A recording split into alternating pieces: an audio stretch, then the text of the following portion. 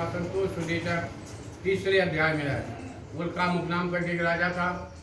वह कैसा राजा था कि सब इंद्रियों को बस में रखा था। सच्चा बोलने वाला, नित मंदिर में जाने वाला, नित मंदिर में जाकर इतना धन दान कर देता था जिससे बहुत से ब्राह्मणों को संतोष हो जाता था। उल्कामुख राजा की पत्नी कैसी पत्नी थी? एक धर्म एक व्रत नेमा, काय वचन मन पर प्रेमा। वह ऐसी प्रतिबद्धता थी कि बिना पति के हुक्म से कोई शुभ कार्य को नहीं करती थी। बाहर जाकर बहुधा सरोजवासनासनी भद्रशिला सत्संगतमाश्रम च। एक दिन दोनों प्राणी भद्रशिला नदी के तट पर बैठकर प्रभु का शीतल गुणगान कर रहे थे।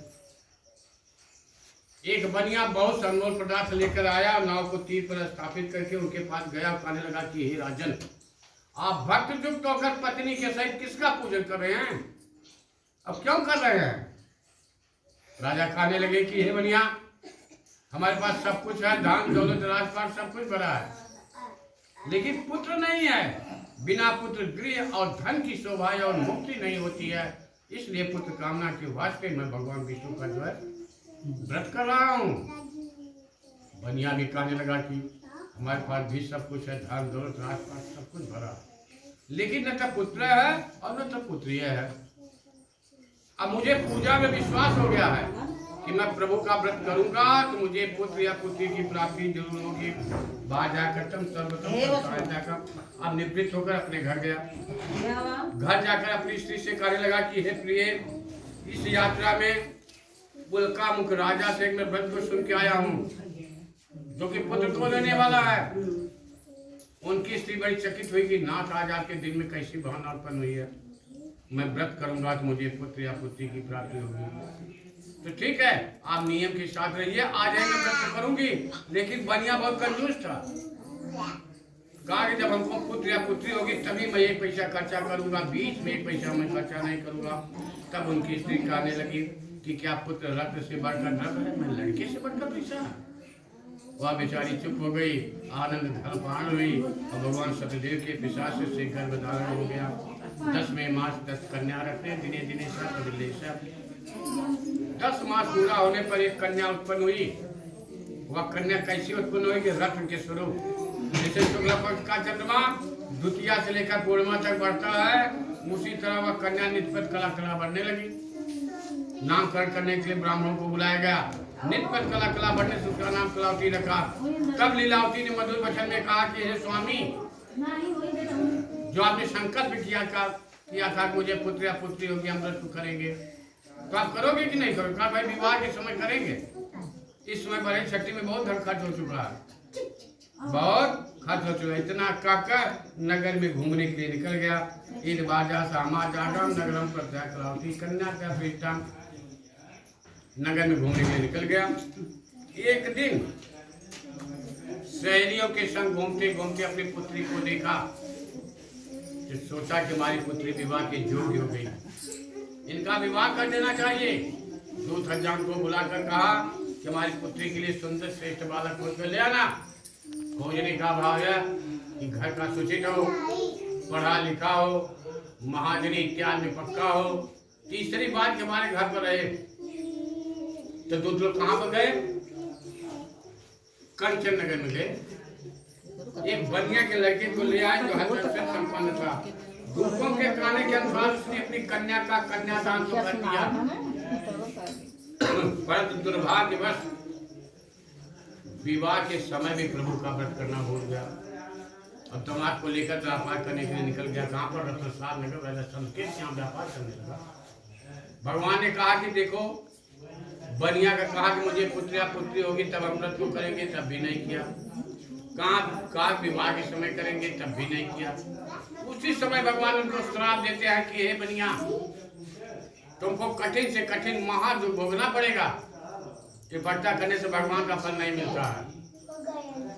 कृपणता करने से भगवान का फल नहीं मिलता है।